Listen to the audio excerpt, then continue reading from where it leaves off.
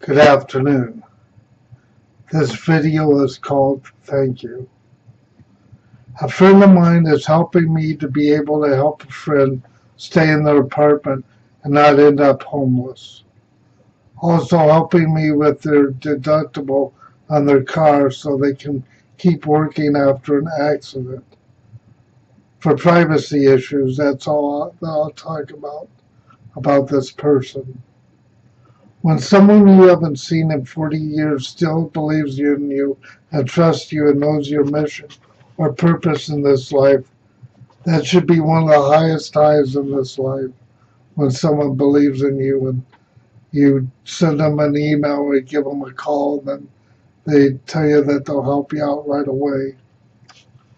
One of my older brothers, who happens to be kind of conservative and still a practicing Catholic, the other day called me, and I mentioned to him sometimes my videos can be salty, but I don't mean to sound angry at the world.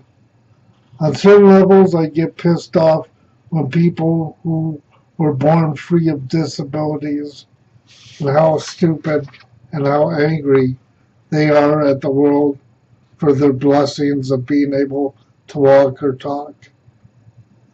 So many people take it for granted, and so many people in 2015 are so unhappy and fearful to be in love with one another. I am thankful for my parents that did not preach to us about God and Jesus Christ, and that if you did not believe in the Bible, you would go to hell. They did not use their Catholic faith as a weapon, and when a few of us kids left the church, they did not talk to us about it. Our souls being saved or threatened, or they didn't threaten to pull their love away from us. So sad to see many parents do tell their children if they stop going to church, then they'll pull away their love. Our parents knew us kids believed in love and respect, and they understood that spirituality was a personal journey. You can't force children to believe or follow God. That's a choice based on freedom of choice, to see God or not to see God. I belong to the Universal Unitarian Church, but I haven't been there for a while. I feel I belong there more than a Christian church, but at times they don't get it either. It's not a put down, but to understand my journey, you would really have to be born with cerebral palsy. You would have to have a mother that went to clear across the world when you were 2 and prayed for you and died and came back a few days later. After she came back, she passed away. You would have to go to school with disabled children until you were 14 years old. You would have to talk to other kids about dying since you were 8 years old amongst yourself, but not share it with your parents or family because you didn't want to make them feel sad. And my story, you would also have to know you were gay since you were 5 years old, but did not want to hurt your dad, mom, or brothers or sisters, or other friends. Going to school with other disabled children and made me reflective as a child. Mom, Pa, T, and their children who were musicians understood my love of music and how I always used music to give me strength. With my hands the way they are, I have always surprised doctors on what I can do. I can dress myself, feed myself, bathe myself, and I can even drive. So many people with cerebral palsy can't.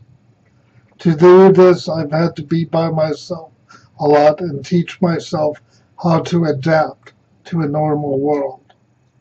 Brother Danny, you were right. Often at times, it's just me by myself.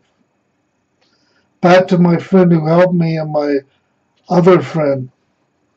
He and others who truly know me about me and my past know I don't like to ask anybody for help or put anybody out.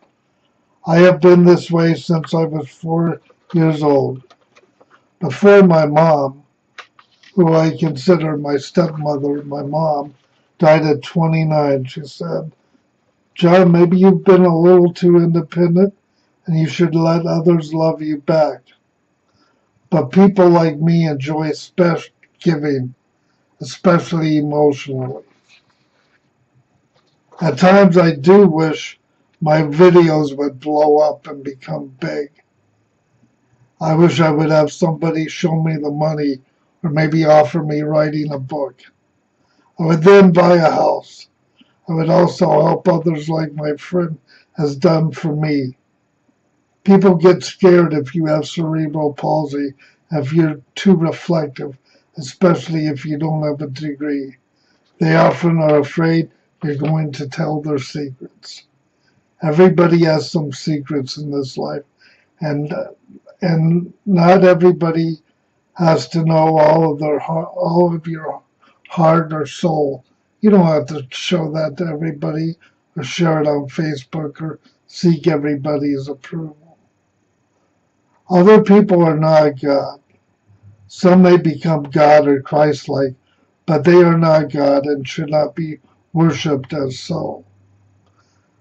This friend that offered to help me is helping me with this person so they won't become homeless and whatnot. That's one of the greatest Christmas gifts I got. And with this day and age, with there's so much argumenting and putting each other down in politics, it's good to see that someone reached out and helped me, and I really appreciate that. So I want to say thank you, and I wish everybody out there a happy Christmas, and I hope the new year is a good, peaceful, happy one, and that we can try to love and appreciate a little bit more each other in our daily lives. Thank you.